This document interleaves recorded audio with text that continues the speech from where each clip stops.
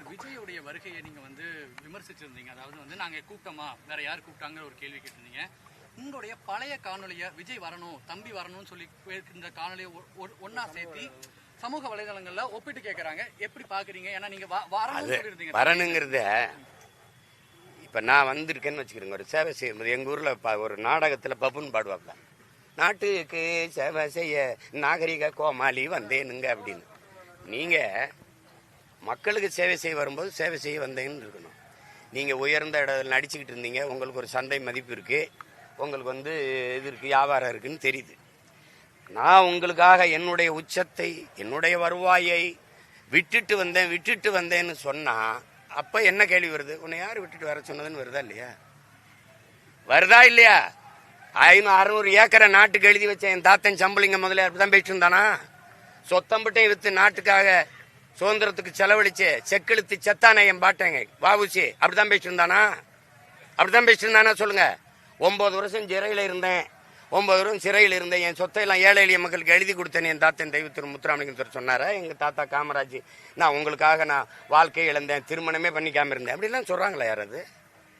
அப்படி யாரையும் உங்களை ஒன்றும் சொல்லலையேங்கிறதான் கேள்வி. வந்தா சொல்லக்கூடாது, வந்துட்டீங்கல்ல சொல்லக்கூடாது. புரியுதா? அது எப்படி இருக்குன்னா, நீங்க அதை ஒன்றும் கேட்கவே இல்லைங்கிற கேள்வி படும்ல. உன்னை யார் அப்படி வர சொன்னதுப்பா? நீ போய் உன் உச்சத்திலே இருப்பா, நீ 1 ரூபாய் இழக்காம பாத்துக்கப்பான்னு சொல்ல தோணும். உங்களுக்கு தோணலையா? தோணுதா இல்லையா? நான் தான் உனக்கு பால் ஊட்டினேன், நான் தான் உனக்கு பால் ஊட்டினேன், நான் தான் உனக்கு பால் ஊட்டினேன்னு உங்க தாய் சொல்லிக்கிட்டே இருந்தா உங்களுக்கு தாய் மேல் மதிப்பு வருமா? எப்படி சொல்லுங்க, நான் சொல்றது நேசம் வருமா, வெறுப்பு வருமா? அதனால அது ஒரு தலைவனுக்கு அழகு இல்லை. வந்தோம், நம்ம செய்யறோம், இது என் கடமை, நாங்க செய்யறோம் அப்படின்னு வரணும். என்னை வாழ வச்ச மக்களுக்கு நான் அவங்களுக்கு ஏதாவது செய்யணும்னு நினைக்கிறேன்னா செய்யணும். அதை விட்டு சொல்லிக்கிட்டே இருக்கக்கூடாது. அப்ப அந்த கேள்வி உங்களுக்கு எல்லாம் இருக்கலாம், இவருக்கு எல்லாம் இருக்கலாம். அவர் என் தம்பி, அவர்கிட்ட சொல்லக்கூடாது, அப்படி சொல்லாத அப்படின்னு சொல்ல வேண்டிய கடமையும் பொறுப்பும் எனக்கு இருக்கு. புரியுதா? நேச்சதுனாலதான் சொல்றேன். இப்ப நீங்க அவருக்கு முன்னாடி நிக்கிறவங்களுக்கு அவருக்கு நண்பா நண்பி, எனக்கு தம்பி தங்கைகள், அவர்களுக்கும் சேர்த்தா நான் போராடிட்டு இருக்கேன். புரியுதா? அவருக்கு கடை வச்சுட்டு இருக்கு, ஒரு நாட்டுக்கு பறக்க முடியும்ல, எனக்கு இருக்கா? அவரை இப்போ வச்சு கூட படம் எடுக்கால் இருக்கு, எனக்கு யாராவது படம் தயாரிக்கால் இருக்கு, அதில் பாய்ந்து ஓடுவான். ஏன்னா நான் இன்டர்நேஷனல் டெரரிஸ்ட், எனக்கு எந்த நாட்டிலையும் இறங்க விட மாட்டான். எனக்கு முதல்ல இதெல்லாம் ஒரு கஷ்டங்கிறப்பல நான் 2008 2009 இந்த ஆட்சியாளர்கள் காங்கிரஸ் திமுக எதுக்கும் போது தங்க இடம் தர மாட்டான். எந்த விடுதியிலையும் எனக்கு இடம் கொடுக்க மாட்டாங்க. வாகனத்திலே தான் படுத்திருப்பேன். எங்க குளம் இருக்கோ அங்க போய் குளிச்சுட்டு அங்க போய் காலை வேலைகளை முடிச்சுட்டு பயணம் பண்ணுவேன். அப்ப எவ்வளவு வழி தாங்கியிருப்பேன். சிறைக்குள்ள தனிமை சிறை இருக்குல்ல, எல்லாரும் சிறையில் இருப்பாங்க. எனக்கு தனி வளாகம், தனி சிறை, ஒரே ஆள் உட்கார்ந்துருக்கணும். 6 மாசம் ஒரே ஆள் ஒரு சிறையில் உட்காருங்க, எப்படி இருக்கும் பாருங்க. புத்தகமும் நானும் தான். அப்போ ஒரு வன்மை யாரும் பாரு மனசுக்குள்ள, இருங்கடா அவங்கள வந்து பேசிக்கிறோம்னு. அதுதான் இப்ப பேசிட்டு இருக்கிறேன். சும்மா சீமானு அவரு தம்பி, நான் இங்க பாருங்க, ஏசி அறையில் உட்காந்து யோசிச்சவன் இல்லை, கட்சி ஆரம்பிக்க சிறையில் உட்காந்து யோசிச்சவன். ரெண்டுக்கு ரொம்ப வேறுபாடு இருக்கு. ஒரு பேசிட்டு கூடாது. ஏன் அப்படி வரணும்னு சொன்னோம். நீ வரும்போது பெரியாரு, அண்ணா, எம்ஜிஆர் எல்லாம் தூக்கிட்டு வருவான். என்ன கண்டா? திமுக யாரு? அண்ணா தோற்றுவித்தது. அதை ஒழிக்கணும்னு நினைக்கிறோம். திராவிட கட்சி ஊழல்ல ஊறி தலைச்ச ஒரு கேடுகட்ட ஆட்சி கட்சி, அதை ஒழிக்கணும்னு நினைக்கிறோம். இந்த பக்கம் இந்த அதிமுக, இதை தொடங்கினவர் யாரு சொல்லுங்க? எம்ஜிஆர். இது 2 தனித்தனியா இருக்கு. 2ஐயும் எடுத்து சண்டை போட்டுக்கணும். 2ஐயும் ஒட்டி ஒன்னா கொண்டு வந்தா கோவரமா நீங்க சொல்லுங்க. இதை எழுத்தாயா ரொம்ப நாளா சண்டை போட்டுக்கிட்டு இருக்கோம். அப்புறம் இந்த பக்கம் அண்ணா, இந்த பக்கம் எம்ஜிஆர், நடுவால நீன்னா முதல்ல இவனை போடுறான்னு தானே வரும். ஏப்பா நீ அந்த பக்கம் ஒரு கட்சி வச்சிருக்கிறாரு, அவரை ஒழிக்கணும்ன்ற திமுகவை தொடங்கினவரை தூக்கிட்டு வரப்பல. என்னைய கொல்லணும்ட்டு என்னை பெத்த அப்பனை கும்பிட்டுட்டு வந்தீங்கன்னா அப்படிற அவன் பெத்த புள்ளதானே நானு. இது என்ன கோட்பாடு சொல்லு நீ? இப்ப எடப்பாடி ஐயா பாருங்க, அந்த கட்சி எப்படி இருக்குன்னு தெரியல, எங்க போச்சுன்னு தெரியல. அவர் 4.5 வருஷம் முதலமைச்சரா இருக்கும்போது இதை பேசியிருக்கலாமே, பேசியிருக்கலாம்ல. அது அது சரியில்லை. எம்ஜிஆரை ஏன் எடுத்துக்கிட்டீங்க? இந்த கோட்பாட்டுக்காக எம்ஜிஆரை எடுத்துக்கிட்டோம், அண்ணாதுரை அவர்களை ஐயாவை எடுத்துக்கிட்டோம், பேரறிஞர் அண்ணாவை எடுத்துக்கிட்டோம்னு சொல்லணும். அது யார் பக்கத்துல இருந்து யார் சொல்றது? அதான் சொன்னீங்க, அடுத்தவன் பேச்சு கேட்காத அண்ணன் பேச்சு கேளுன்னு. நீ என்ன நினைக்கிற? அண்ணா வச்சா திமுக வாக்கு எங்கிட்ட எடுத்துடலாம், எம்ஜிஆர் வச்சா அதிமுக பழகினமா இருக்கு அந்த வாக்கு எடுத்துடலாம். இது நீங்க என்ன சொல்லி வாக்கு கேட்க போறீங்க? இந்த கட்சி சரியில்லை, நான் சொல்றேன். இந்த ஆட்சி சரியில்லை. நான் ஆள் மாற்றம் ஆட்சி மாற்றத்துக்கு வரல, அரசியல் அமைப்பு அடிப்படை மாற்றத்துக்கு வரேன் அப்படின்னு நான் சொல்றேன். இங்கே தேர்தல் அரசியல் கட்சி அரசியல் இருக்கு, மக்கள் அரசியல் இல்லை. மக்கள் அரசியலுக்கு போறேன் அங்க சொல்றேன். இங்கே செய்தி அரசியல் விளம்பர அரசியல் தான் இருக்கு, சேவை அரசியலோ செயல் அரசியலோ இல்லை. அதை நோக்கி போறேன் அப்படின்னு நான் சொல்றேன்.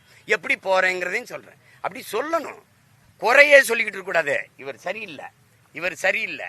யாரு சரின்னு கேட்பான், நான் சரின்னு சொல்லணும். நான் எப்படி சரின்னு விளக்கணும்.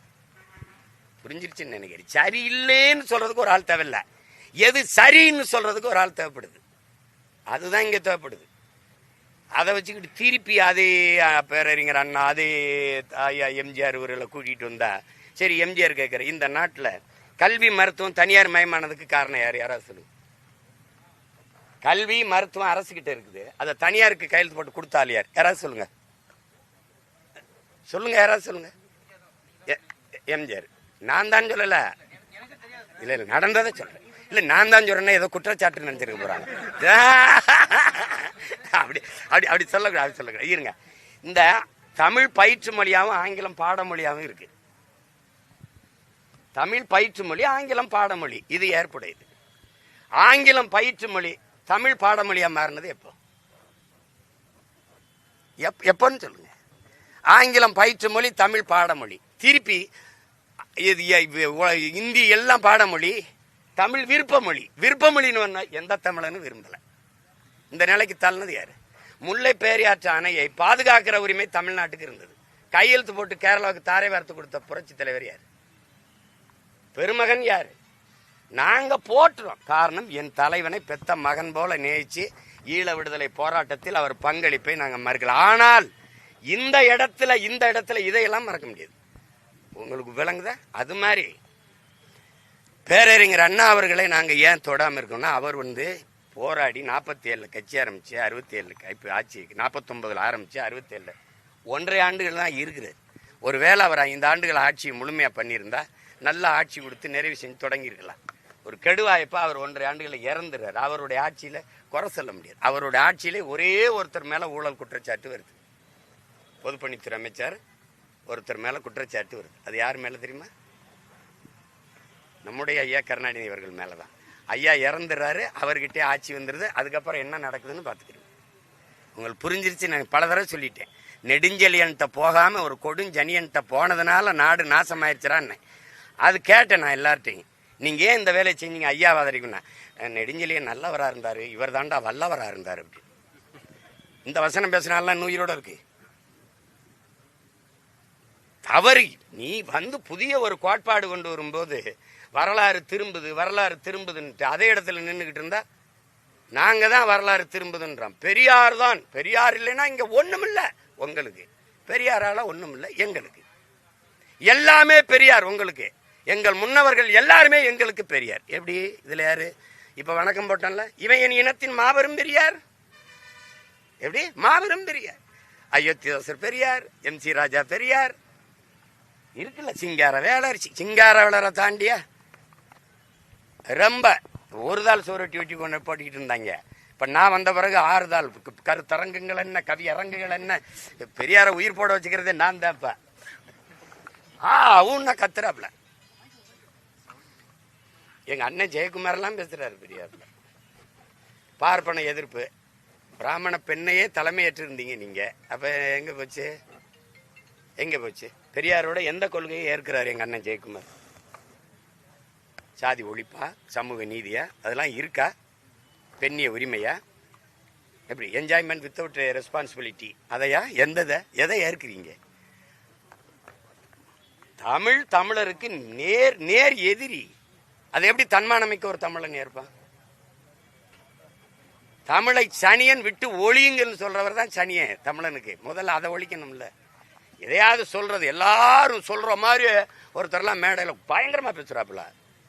பெரியாரோட ஒரு மாயர் கூட எவனும் பிடுங்க முடியாது அப்படின்னு. ஏன்னா நாங்களே பிடிங்கிறோன்றாப்புல அவரு. இதெல்லாம் ஒரு பேச்சு, இதெல்லாம் ஒரு இது.